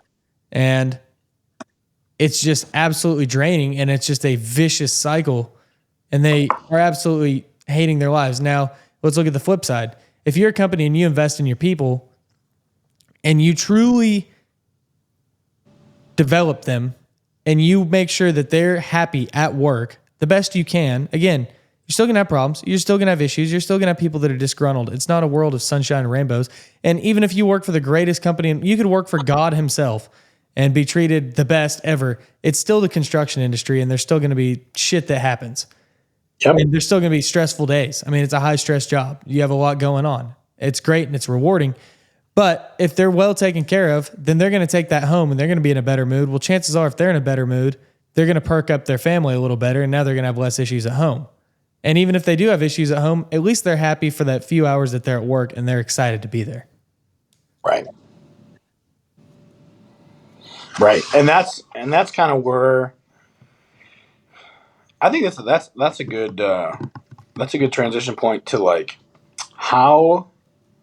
what are some things that you do or that you've heard of or whatever to kind of give yourself that, like, that mental reset or that boost, or if you're having a bad day, this, that, and the other thing, because I know what I do and what has worked for me in the past. And, for me, they were life-changing things. Like, the, you're in a bad mood, and depending on who you are, right? Like, you can go to the bar, but probably not going to get a good result out of that. I mean, That's the hard thing too about mental health, is like, you get to the point where you don't want to do, what's right. Okay. Most people know what's right and what's going to help them. It's kind of like when you're sick too. The things that you can eat to make you feel better, but you eat soup and freezer pizzas because you're lazy. It's the same thing with mental health. You're like, I don't want to put effort in because I'm just absolutely drained right now. So you go to the bar to try and forget about it, maybe to try and socialize and feel better for a minute, or you do drugs to numb the pain or to forget about it, or you watch porn, or you go hang out with people you shouldn't hang out with. You do all this shit that you think is going to make you feel better and you think it's going to solve your problem, and it's allured you in so that way you consume it and you think that you want it, but then after you do it, you're like, damn, I feel worse, way worse. Right. And, like, for me, the big things that I know for a fact, like, there's some things that you can do, and you will always reap a reward from it. So, like, Yeah. for me, I make sure that in my travel bag or my travel case, I always pack gym clothes and a pair of shoes that I can get a run or a workout in, right? Hell yeah. And this isn't like fucking prep for the combine. I'm not doing a New York marathon. Like, this is, I had a long fucking day. I don't want to go to the bar. I don't want to go to dinner yet because I don't want to drink or whatever it is. So, like, I'll go in there and get, 15, 20-minute run, fucking get some buys and tries in there. And, Oh yeah. like, if, that took me 25 minutes. Yeah, I'm fucking tired, but, like, the endorphin dump and just the health benefits in general, like, your days are stressful. And, like, to be like, this is pretty much what I consume on the road for everything, right? No Copenhagen. I consume a lot of nicotine through Copenhagen and a lot of caffeine through energy drinks, right? So then when I get to the end of my day, like, it'd be easy going downstairs. There's a burger joint in my hotel parking lot. Mm-hmm. That'll be quick. It's greasy. It's easy. I'm going to feel like shit, right? And considering that this isn't like, I'm not on vacation. And I think that's the big thing with travel too. Like, when you first start, you're like, I'm on vacation, right? Get in your hotel. You got to treat it like a lifestyle, right? Like, you got to make sure that your habits, if you have good habits at home, you have to find a way to have those habits when you're out. So don't fucking stay out late. If you're not somebody that goes to the bar every night, don't go to the bar when you're on the fucking road. So, like, I try to get a workout in, whether I get up in the morning. If it's an early job call, I'm probably not getting up at 3 o'clock. Like, I'm out the door usually between 4 and 4:30 anyways. But you get a workout in. Quick, 15, fuck, you can do it in your hotel room. Do fucking push-ups and squats that you can't do anymore, right? There's no time limit. You just fucking do them until you can't do them anymore. And then, do that. When you go out to eat, try to eat better. So, like, I'm gonna shout out my homie Wendy on here because she's like my accountability buddy here. But, like, I'll go out and, like, I get a meat and vegetables for dinner. It's simple. Like, it tastes good. Cut out. Say again. Say that again. You cut out for a sec. So, like, when I go out to dinner, like, Wendy, oil lady, lube it or lose it. I talk to her about it too, but, like, 'cause she's on the road a lot, and it's like when I go out to dinner, like, it's meat and a vegetable, maybe some fruit. But, like, I try to skip past that bullshit. Like, yeah, that big Alfredo pasta looks good. I'm gonna feel like shit. One, I'm lactose intolerant. Two, fuck that. But, like, you can't really go wrong with the basics, and they're easy to do because I guarantee you, any restaurant there's a fitness dude, Bobby Maximus. You heard of him? I don't know him. He's like, he does some pretty crazy stuff, but he made, like, this guide for people that travel a lot, of, like, meal hacks, right? Like, Oh, really? so, like, a McDonald's, for example, you can get a double quarter pounder cheeseburger, right? Take the bun off. Is it the best for you? No, but it's a lot better than anything else on that menu because now you have meat, you have onions on it or tomato or whatever it is. But, like, if you avoid the bullshit, like the fries and the bun and shit like that, like, you have basics, right? So you can get decent food. And, like, that's been my big thing because I stop at gas stations because I drive a service truck everywhere, so I need fuel. But instead of getting those fucking gas station sandwiches or the fucking donuts in the cabinet or the fucking Casey's pizza, like, get beef jerky, right? Grab a banana. Like, this morning I stopped and I grabbed an orange, a banana, and then, like, a cheese and steak stick thing. Like, it's simple. It filled me up. I got, it's that much better. And, like, you just kind of set yourself up for success, right? And that kind of goes back to, like, when you're at home, right? If you're down and fucking in the dumps, yeah, maybe you don't want to go do this, that, or the other thing, but, like, little simple fixes go a long way. Meal prep, right? Yeah. Like, look how many dudes on a job site go to lunch. Like, they'll run over to Hardee's in the parking lot or whatever it is. Like, pack decent food, right? Yeah. If you're lucky enough, have your wife pack you decent food, or your girlfriend, or your fucking Tinder date, or whoever the fuck it is that you're with. Like, set yourself up for do the basic shit to set yourself up for success, and you'll see it kind of fucking bleed into all the other aspects of your life, right? You will, and you feel if I have right, like, if continental breakfast is open by the time I leave, like, oatmeal, eggs, fruit, maybe some orange juice, right? But if I eat clean there, my next meal, I'm like, well, I'm not going to eat shitty now. I had a good breakfast. So then you eat a good lunch, right? You get ready for dinner time. I'm like, well, I'm not going to go to the bar and fucking burn down all the bourbon. Like, I've eaten good today. Like, I want to not keep fucking this up. So then you keep going and like daisy chains until it becomes a habit. Yeah. Right. And I think that your mental health can be viewed as just the same fucking thing as your physical health. Right. Like, Well, I believe it's all connected. oh, 100%. I think that there's three aspects and in a person's life. You have your mind, your body, and your spirit. And if one of those is off, it's like a tripod. If one of those is off, that tripod leans one way and it screws everything up. Right. Right. And your mental health, the point you're about to make too. Yeah. If just like you work on your physical health, just like you work out, you can work on your mental health and you can get stronger in your mental health and you can get better and you can heal just like you would need to with your physical health. Right. Right. And there's lots of different things to do, right? Like you can do, I mean, there's all the cliche stuff and it works. It's a cliche for a fucking reason, right? And for some people, the gym is like their mental, like that's their place, right? Like you are literally in control of 100% of the things in the gym. Mm-hmm. Like your boss ain't there, right? Like there's nobody there. Like if you're benching, let's say you're benching 315, that weight's not going to get heavier because of somebody else being there. It's the same fucking weight you put on before. If you put 5 or 6 plates on that deadlift, it's still going to be 5 or 6 plates no matter what. Yeah. Right. And so in my opinion, the best things for mental health are things that you, even if they're the little things that you can control. Right. So like right now for travel for this hotel, right? I can control the temperature of this room. You can get it nice and cold, right? I can control how dark it gets. I can shut the shades. I can control, like tonight, I can control when I go to bed and when I get up. So I don't have, there's a lot of controls in there to ensure that I get what I need. And for mental health, they're not necessarily as tangible, but they're just as important. Like if you have negative fucking people in your life, cut them out. Yeah. Like, I forget who it was. Maybe it was Matt Vincent. He was talking about it. He's like, if you're not actively adding to my life, I don't have time for it. I heard that, man. I mean, I live by that. I live and die by that. Like you got, you can only pour into people's cups so long before yours fucking runs empty. And if you don't have people pouring into it, fuck that. Yeah. Like, you listen to Rogan at all? Sometimes, yeah. So you had Uncle Joey Diaz on there, the comedian. Mm-hmm.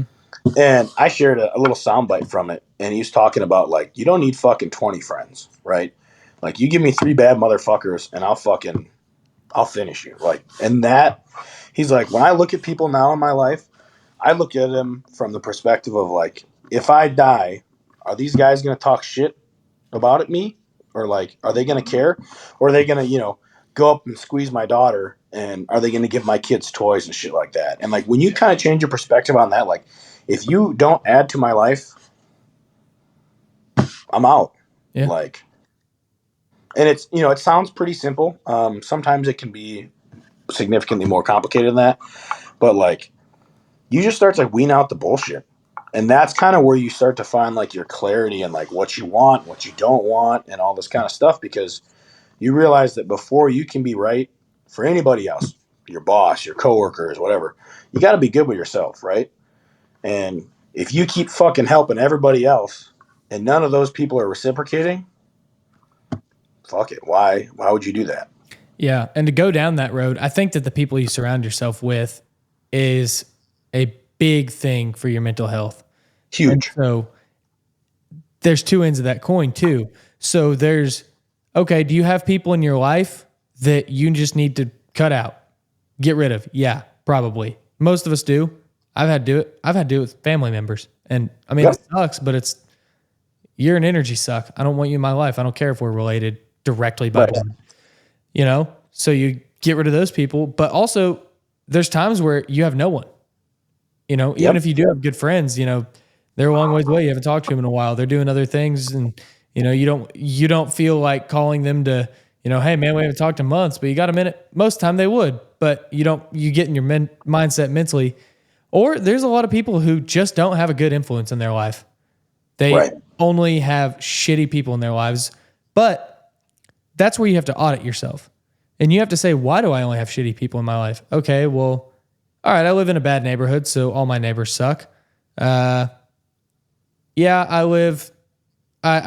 work at a place that, I'm low man on the totem pole, and the only other people are the low man on the totem pole, and they have no drive to get any better. Oh yeah, I hang out at the bar every night, so most of the conversations I have outside of work are at the bar with other people who hate their lives. And you just keep going down the line. Are you even putting yourself in positions to be around good people? Right. Like, hey man, I didn't catch any fish today. Okay, well, you're still in the trailer, right? Yeah. Like your boat ain't You even didn't in the throw your water. line in Like, the water. don't be mad at the results that you have, but you have to look at it as well from that like the perspective, like, why am I in the position that I'm in? And of course, there's always going to be reasons that are outside of your control. But at the end of the day, you and you alone are solely responsible for where you are, right? People are like, oh, well, my boss for the last 5 years did this. Okay, so that means that you chose to stay somewhere for 5 fucking years and let that happen, right? Like, everybody has negative outside influence. There's going to be bad shit that happens no matter what you do. But when it comes to the controllable stuff, at the end of the day, it's on you, Yeah. right? Like, well, this job fucking sucked. The parts weren't right. This took too long. The machine wasn't here. Like, and at the end of the day, like, for me, like, okay, the parts were wrong. Did I give them all the information that they needed, and did I verify the parts before I left on the job? Well, a machine showed up late. Okay, was I clear in my instructions on what time I expected that machine to be there, and did we clearly communicate getting there to have that? Like, there's two big things right there that, if you didn't do your job, you can't be mad. Yeah. Be frustrated, but you can't be mad. Yeah.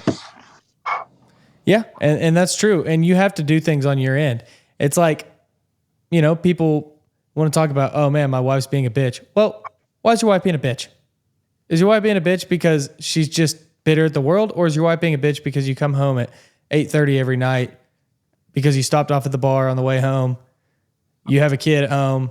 She just wants help with stuff around the house. She also has a job and she's pulling the weight, Right. and you are literally just dead weight right now other than a paycheck. Right.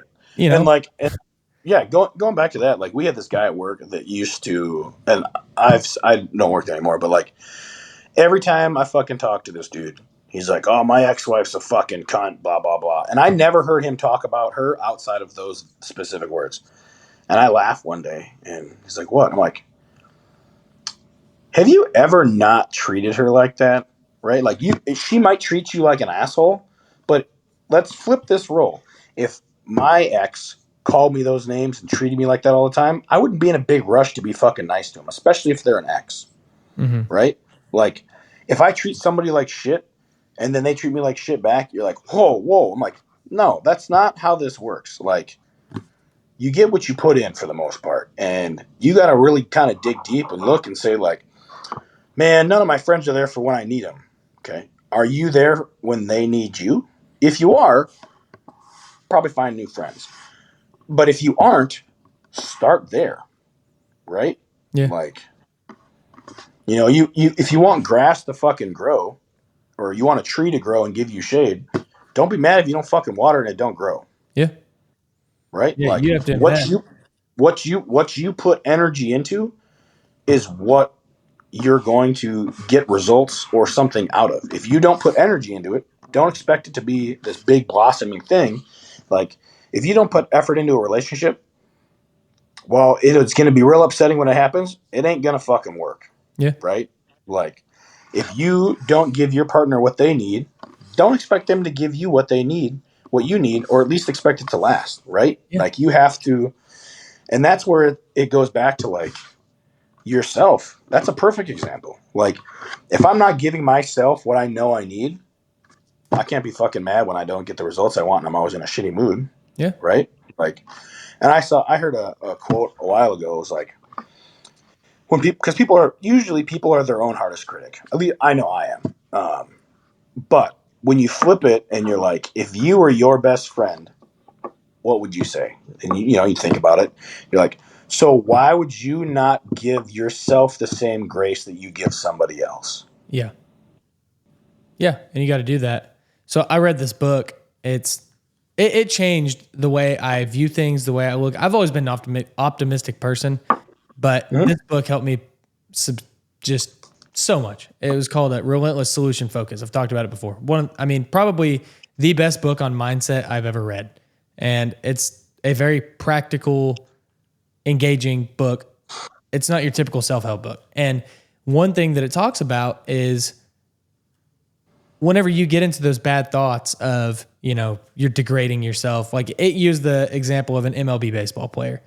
Okay, what happens? Okay, he strikes out. Now he's on a cold streak. He strikes out 10 bats in a row, and then now he's in the outfield playing. Oh, crap, he just missed a huge fly ball that ended up being a triple, which then the next batter hit that guy in. He won the game, and now you're just in your head, you're like, oh my gosh, I struck out, and then I missed this big play because I was too busy thinking about my strikeout, and it's a contract year, and I'm not going to get my bonus, and I'm not going to get re-signed to this contract, and I just bought this new house. I just had a kid. What are we going to do? I'm going to be out of a job. And like, it just spirals down, right? Where the reality is not really like that, but in your head, it is like that. And so the thing in this book is, there's two different schools of thought. There's relentless solution focus, RSF, and there's problem-centric thoughts, PCT. Your relentless solution focus is focusing on the solution. It's focusing on the good stuff instead of focusing on, man, I just struck out. I just missed that big play. Man, I just did this. You're focusing on the next thing. You're focusing on, all right, I'm going to go back up there. I'm going to hit that ball. It's going to feel great. I'm going to do that. I'm going to go home. I'm going to hug my wife. I'm going to kiss my daughter. It's going to be a great time. And you're focusing on the positive stuff rather than the negative stuff. And it's actually helping bring you up. Even if you're in a rut or a slump, it's hard. But whenever that stuff happens, let those bad thoughts run for less than a minute and then focus on the good and what's next. Exactly. And I think we had like a mental health seminar when I was in the service, and like the root thing was like, you got to hunt the good stuff, right? Mm-hmm. Like, it might be fucking raining. The chow might fucking suck. You might have a long fucking walk, but like, what was good about it today, right? Like, I got to spend all day with my best friends, right? Like, I got paid to shoot guns all day, right? Like, not every day is going to be the best day of your fucking life. Right. But there's good shit that happens every day. Yeah. You just got to find it. Yeah, there's good shit and there's bad shit that happens to everybody every day. And it doesn't matter who you think they are. Everybody has their struggles and everybody has that stuff. In fact, I had a friend tell me yesterday, it's so funny. Him and I were walking our dogs, and he goes, man, sometimes I just get so jealous about how figured out you have your life. And I just started laughing because, him and I went two different routes. I went the college route. I got this job. I, have done pretty well for myself in this position. He took the blue collar route, and he's in the restaurant business, but he just has worked his way up. Well, now he's trying to look for his next thing. He's trying to figure out, he had the opportunity to kind of join that management route at a big restaurant company. And he decided, no, I want to go work for somebody else. I want to go master fine dining or whatever. Well, right now his life consists of traveling around looking for his next place he wants to live and work. And he saved up to where he could do that. He just spent a month traveling New England looking for the next city he wants to live in and try to learn to be a chef in. And I go, dude, I was literally thinking the same thing about you. I was like, I would love to be able to just be in a position in my life. I don't even care what kind of money or anything I make, to just go travel and figure out the next city I want to live in and just base my life off of what adventure I want to have. And it's so funny because we both have our own problems. We both have our own stuff. And we both look at each other and say, dang, dude, it must be nice to be in your shoes. Right, exactly. And that's like that grass is always greener thing. Like, somebody may have it, look like they have it all worked out, and they're, everybody's got shit going on, right? And the big important thing is that, you understand that nobody has a perfect life, right? Like everybody has fucking struggles. It doesn't matter if it's, fucking Elon Musk or Jeff Bezos making more money than fucking half the world will make combined in the next 25,000 years. Or it's fucking, Pete Davidson banging every one of the hottest fucking actresses in Hollywood. Like, there's something in there. They have some shit. Maybe they just want to fucking go out and maybe they want to go to fucking run an excavator all fucking day, dig holes. Like, there's always somebody that has something different than you, but that doesn't make it better. Yeah, that's true. And you got to focus on that good stuff. I mean, the people that focus on the bad stuff, it compounds. And the people that focus on the good stuff, it grows. And it's like you were saying a minute ago, you have to put energy into that stuff. If you're not putting energy into the things that are negative in your life, and I mean, it could be natural disaster that's negative. It could be a lot of things that are negative in your life. But if you're not putting energy into them, they're not going to get better. I mean, Right. A tornado could take your house out tomorrow, and that sucks, man. And you have to deal with that. All right. That just happened to the town of Tulsa, Oklahoma. A bunch of winds came through and just wrecked a bunch of people's houses. Well, that sucks, man. In fact, I got 2 friends living with me right now for the next couple weeks while they get their power restored and damages fixed. Like, it sucks, but what are they doing to actively get that fixed? Man, they're making the phone calls that are right. They're getting themselves out of a bad situation. They're salvaging what they can. And then, we're just talking about it. They're hanging out. It's a good time. They're focusing on the positive and they're just taking it one step at a time. And, Right. They're not too upset or unhappy. Whereas there's people that are probably shut down and wondering what the hell they're going to do with their lives. Right. Yeah. I think it's all about perspective, but it's all about hunting that good stuff. Yeah. Like, some days may be good, some days may be shit. Yeah. And you just got to take those shit. I mean, the challenges are what make us. And Yeah. And that's not to say that you take every challenge and you just bottle it up, like, we're saying being macho mitt, but whenever you have those challenges, you work through them. But it's like you're Right. saying, surround yourself with good people. This is the best, Yep. single best thing I've done. Surround myself with good people that are, most of them I try to get around people that are in a position I want to be in. And Well, right. Like, you look at there was somebody, one of the fucking, some famous successful person was like, you want me to know about you? Let me look at your 5 closest friends. Well, I think there's a saying like you are the average of your 5, the 5 people that you hang out with the most with. right. If you hang out with 5 billionaires, there's a good chance that you're going to become wealthy. Now, maybe not a billionaire, but you're going to become wealthy. You hang out with 5 dudes that are the best bull riders in the nation, you're probably going to get into that style stuff. You hang out with 5 fucking drug addicts, guess what? I can tell you who the 6th one's going to be. Yeah. And that's true. And that was kind of the point I was making earlier. If you're going to the bar every day and you're just complaining to those people, or you're just complaining to the other low man on the totem pole, no change is happening. No. That's easy. It's easy to complain to your coworker that you're in the trench with. Man, this sucks. I wish this would change, that would change.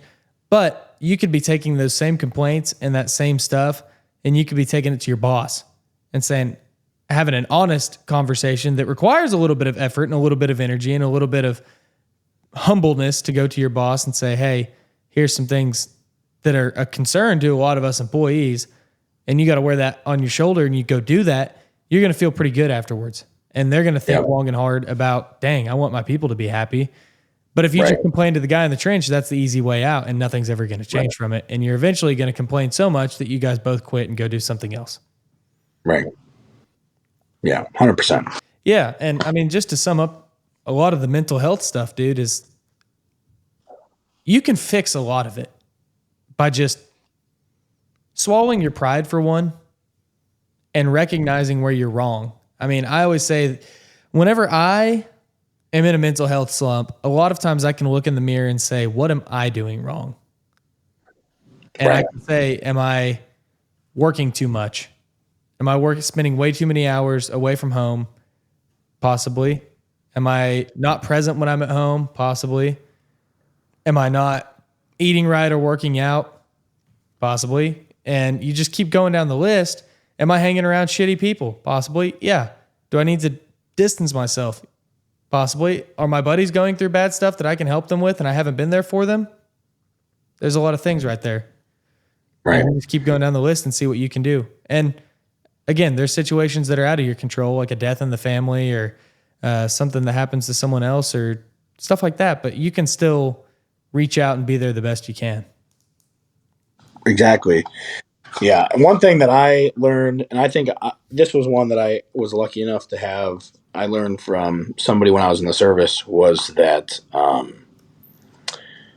a really good way, and this requires a good amount of trust in one of your friends, your best friend or whatever. And maybe it's your spouse. I don't, it depends on who you are.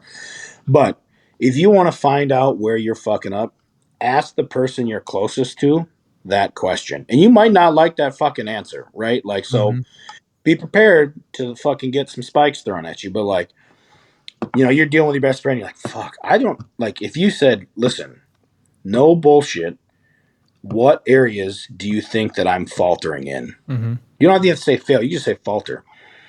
And if they're good enough, if they're good enough and they know you enough and you've built that bond, that person will fucking tell you. Yeah. Yeah, that's really true. And so like a couple weeks after my wife and I moved in together, we had a lot of issues for like a couple weeks because we'd been together so long, but we'd never lived together for a long period of time. And it's like, oh shit, now we actually live together. Every time I wake up, go to sleep, walk in the house, like you're here. And right, you folded the towel wrong. She left the seat down. Yeah, yeah, it was all sorts of like weird stuff. And it was like, so I just went to a guy that was older than me that he's been married for like 50 years. And I was like, dude, what am I doing wrong? And I was like, I know that she's mad and I know that there's things that she's doing that annoys me, but I said, truly, what am I doing wrong? Because I know that she's mad because I'm not being what she wants. And he's like, all right, dude. And he broke it down and he told it. And it was uncomfortable and it wasn't fun. It was like, damn, okay. But then I applied that stuff and boom, way better. right. And see what you said, the key fucking factor right there. And I think that's the key factor for all of this. You fucking applied it. So like, if we're talking, you're having a meeting with your boss and you're like, what am I doing wrong? Why am I not getting a raise? And he gives you a list of shit. If you don't apply those things that you just learned and modify it, you will not get a change in the outcome. Yeah. Right? Like, if you go talk to a therapist or a mental health specialist and they kind of help you and give you some ideas, if you don't fucking apply them, it ain't going to fucking do anything. Yeah. Right? You can read all the books, listen to all the podcasts, go to all the right. experts. But you got to I read this book. Right. I read this book or I watched this video. Okay. Did you use it? Yeah, I read it. No. Not did you get the information. Did you get the information, fucking digest it, and fucking utilize it? Because that right there, that will go farther than fucking anything else. Yeah. Yeah, and that's completely true. Have you ever seen the movie Nightcrawler? I think that's what it's called. Is a with guy that Jake Gyllenhaal or whatever, the photographer. He was like trying to be a news anchor, basically. Yeah, and he'd like set shit up. Yeah. Yeah. He like kept like his whole thing throughout the whole movie was like he had the guy and he just kept quoting all these like personal development books. He'd like his buddy would say something like practical or something. He just, well, in the book, blah, blah, blah, blah, blah, blah, blah. But like he'd never apply it. He knew all the stuff. He kept saying all the stuff, but he wouldn't apply the leadership or development principles. And he was just a weirdo. And it never really took him where he wanted to go. Like all that shit meant nothing because he didn't apply it. He said it, but he didn't apply it. Exactly. And I think that's also on like the quick point, but like I think that's everybody talks about like being book smart and being street smart. And I think that that's not necessarily a good term. I think book smart is that you have read something and street smart is you applying something. Yeah, I could see that. I could. That makes sense. Yeah. Just my mechanic 2 cents. Yeah. Yeah, I agree with that. I mean, street smart is practical. Book smart is theoretical. Right. Yeah. I had another point I was about to make, but I forgot it. But man, it's oh yeah, there was one thing I said earlier that I wanted to touch on just before we start getting into other stuff or wrapping up or whatever we do next. If you have nobody, like if you have zero friends, I mean, we've talked about like you're some of your five best friends, dude. The worst mental slumps come when you have no one. Whenever you just go to work and you go home and you don't have somebody. 100%. I hit one of these hard.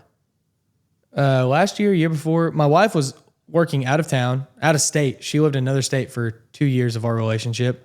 She lived in Louisiana, and I was going to work. Basically, I would go to the gym, go to the work, come home, and that was my life. I had friends, but like I wasn't talking to them. I wasn't getting out. I wasn't being active. And a lot of that was, kind of the COVID era too. So there wasn't things going on.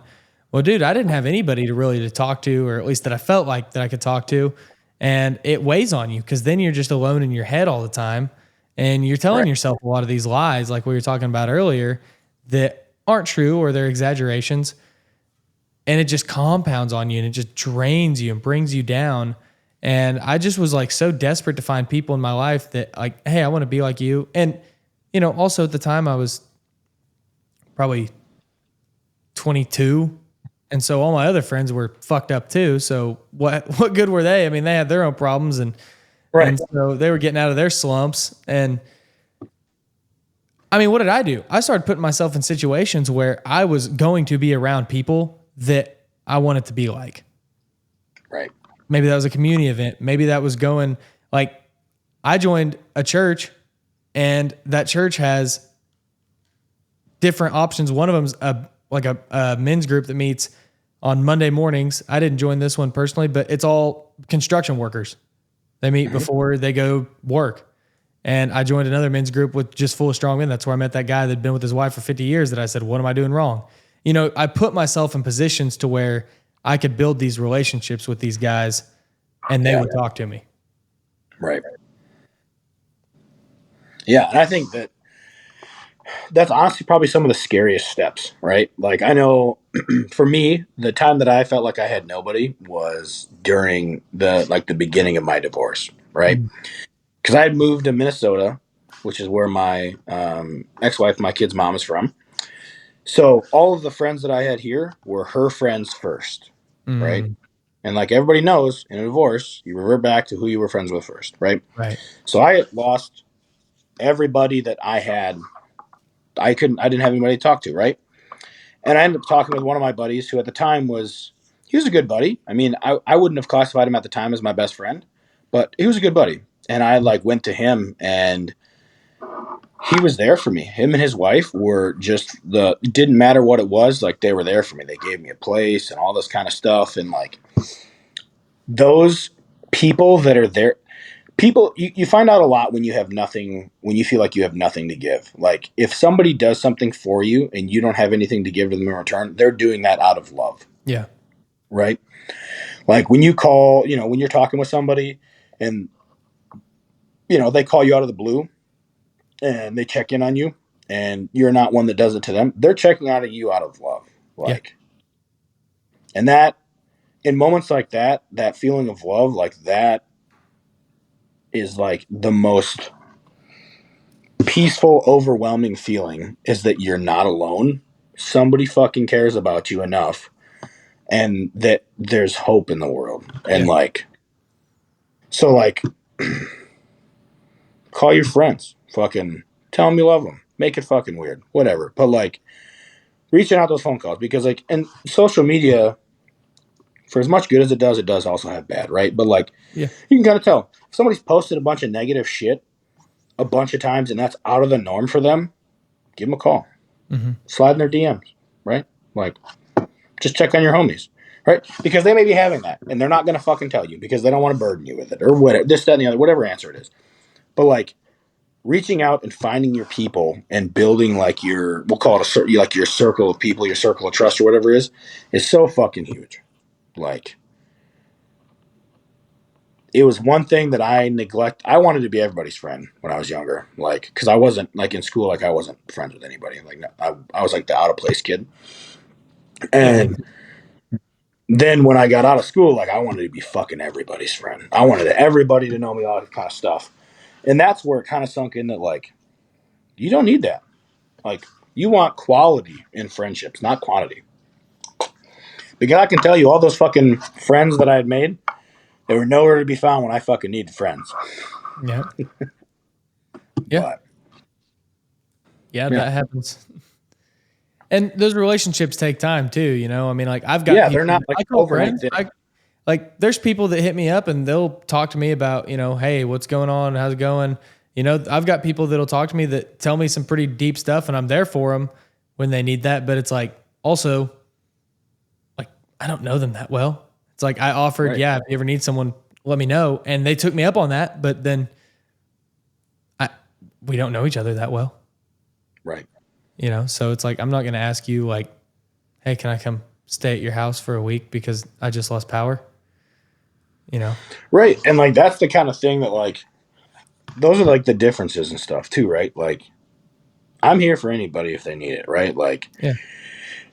I'll call, we'll talk, call, whatever. Like, I'll do whatever I can. And then once you build like your circle of people, it's kind of like, if you're in that circle, like, I got you. It doesn't fucking matter what it is. I will give you the shirt off my back Right. if you're in my circle. Like, um, what's that movie? The Town. Like, hey, I need your fucking help. We're gonna hurt some people, and you can never ask me any questions about it. And without hesitation, the brother goes, "Whose car are we gonna take?" Right? Yeah. Like that. That's like that fucking circle. Like, I'm there for you. Fuck you. You call me at 2:00 in the morning, I'm there. Like, and that is what, in my opinion, that is what is some of the best stuff for mental health, is building that fucking circle that you have where, like, you're not going to be judged by them. You are going to be held accountable, Yeah. right? Like, so those friends that I'll ask, like, hey man, like, what am I fucking up? You're not being judged by them, man. Like, you are just being held accountable for your actions because you are that level of person with them now. Like, your level of comfort is, and your bond is close enough that, like, if you're fucking up, I'm gonna call you out on it. Yeah. Not in like a try to fucking embarrass you, but like, listen, I care enough about you that I'm gonna make sure that you know that this is a mistake and that we need to figure out a different outcome. Yeah. And being that person for them too. So for one, I go to my friends like that. One person that I ask for sure is my wife. If I'm ever like, hey, how was that actually? Like, for example, I'm in a band and we played a show a couple weeks ago and I was like, it wasn't as good as I thought it could be. And I was kind of beating myself up about it. One of our guitar players kind of beating himself up about it. Well, everybody's coming up to us after the show and they're like, dude, that was fucking incredible. It was a great show. Awesome. Wow. Great. You know, you're hearing all the stuff. Everybody's, wow, you guys did so well. Well, then, you know, I go to my wife and I'm like, I want an honest answer. How was it? And, you know, wasn't near as bad as we thought it was. You know, oh, it was still really good, you know, but here is where you guys struggled at. Here's the songs, here's the parts. And it was like a good answer of, okay, like noted. Right. It's like, you know, hey, also, I noticed you fucked up really bad on this song. Okay, yeah, great. Okay, now we know. Thank you. Yep. Yeah, thank you. Like I can move, I can work with that. Yeah. And also, but see, like on the flip side, my wife or my little brother, they don't respond like that. So Right. if they have issues, I will offer them my suggestions or whatever. It's like you're saying earlier, as men, we a lot of times want to be a fixer. We want Yep. to fix the situations, and sometimes it makes it worse. And Yep. so I've learned this. If she has something going on, I'll suggest it. Or if it's a time where she's like, I don't want you to fix it. Please just let me grieve, whatever. I'll hit up one of the people that's in her circle, one of the girls that she trusts, and I'll say, hey, tell her this. And they will. And that's part of being in someone's circle too, is sometimes you've got to know how to give them that message. Right. Right. And while I'm not gonna put myself out there as any kind of relationship guru. Like, you just have to know whether it's a male friend or a female friend or companion, partner, whatever it is. Like, one thing that I've started to try to do, because I'm a fixer and like that's my personality type or whatever. Like, when somebody comes to me with something, it's like, do you want to vent? Do you want to have a discussion about it? Do you want me to suggest solutions? Yeah. Right? Because they might just be coming to you because they just want to fucking bitch about it, and that's fucking fine, right? Yeah. Like, have at it. Maybe they want to have it. Maybe they want to talk about it, and they want interaction back and forth. Maybe they want somebody to give them some outside solutions, but maybe they don't. So sometimes you got to figure it out on your own. Yep. Sometimes you just got to do that.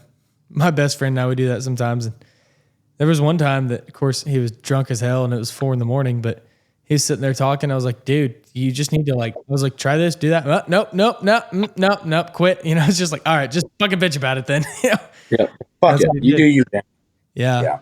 And that's something that too, like my wife and I will do, because obviously if you're married or you have a girlfriend or even just with your buddy, like I'll ask her or I'll ask some of my other friends, like, you care if I bitch about this for a minute?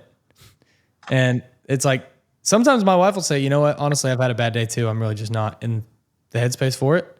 And I'll tell her that sometimes too. And we respect that. Right. And then there's sometimes where you walk in the house and you're just screaming mad. And then she just goes, I could tell you need to get that out. Yep. Yeah. Yep. So it's all about that circle. Yeah. All about that circle. And like I said, if you don't have that circle, man, just actively work to surround yourself with it. Maybe you want to be like the foreman at work. Man, build that relationship with him.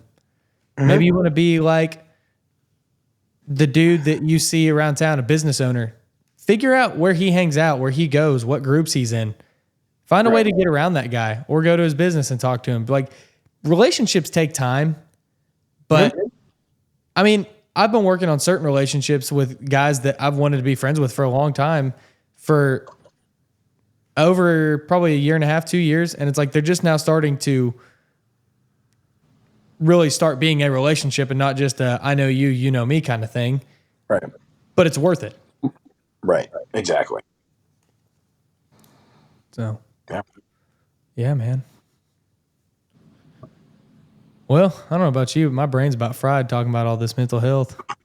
I know. I am too. It was a long day, but yeah, it was good. I wanted to have this podcast. I was thinking about it the other day, and especially after like starting to see some of your stuff, I was like, man, this is a really good fucking place to have this conversation that I think needs to happen. And I'm by no means a mental health expert. I'm gonna add that as a little disclaimer too. Like, I'm just a the title of the podcast will be Two Meatheads Talk Mental Health. That's perfect. Fucking meaties on health. Go ahead. Oh, I was just going to say, but one thing that like, I see some of these podcasts that are blue collar based or they're construction based. They bring on therapists, psychiatrists, people that know mental health and they understand mental health, but they don't always speak that blue collar language. Right. And sometimes it's good just to hear from a guy that says, like a guy like you, most people look at you, you post funny shit on your stories and, big beard, tattoos, macho dude, powerlifting. And hearing a dude like that say, yeah, dude, I'm fucked up too. Right. Like, and I think that's the biggest thing is that, like, mental health it doesn't fucking discriminate, right? Like, you could be a fucking billionaire, you could be a fucking doctor, you could be a kid, you could be a big burly blue collar dude with a beard that, likes unicorns. Who gives a fuck? Like, it does not care who you are. It is something that affects fucking everybody. It doesn't have to affect them bad, but mental health is part of fucking everybody's life. So yeah. And some people struggle with it a lot, and some people say, like, whenever I talk about it, I get guys that are like, I've never really had issues. Like me, I'm like, dude, I've been depressed as hell. I've thought about killing myself before, and I've been pretty damn close to it. And you tell people that, and it's like, I just don't like, some people don't level with it. They don't get it. And that's fine. Then this podcast isn't for you. Right. But it's for the guy that goes, damn, dude, I hate my life right now. How can I not hate my life? Or just a guy who's going through a rut and it's like, dude, like there's times whenever I'm in a rut that I'm like, I just got to get out of this rut, but I can't. It's like, I want to be happy. I want to be my normal self again, but right now I'm just not. Right. And that happens, right? Like, it's not like to think that shit doesn't happen or like that it's wrong, like it's not ideal, but that doesn't mean that it's not gonna fucking happen. Yeah. Like I don't know, but I think that there's these kind of conversations are important because it kind of talks about the fact that it affects that nobody's alone in this shit, right? Like you might feel alone and maybe like physically you're alone, you know, whatever, but like you're not alone with the problem. Yeah. So, Yeah. 100%. but Cool, man. Well, I think I'm going to wrap this up. Speaking of all this relationship stuff we just talked about and stuff too, I got a wife with strep throat at home, so I probably need to go probably go take care of tend to that. her. I got some chalky milk to drink and I'm gonna hit the gym. Nice, dude. Well, So cool, man. Get big. absolutely.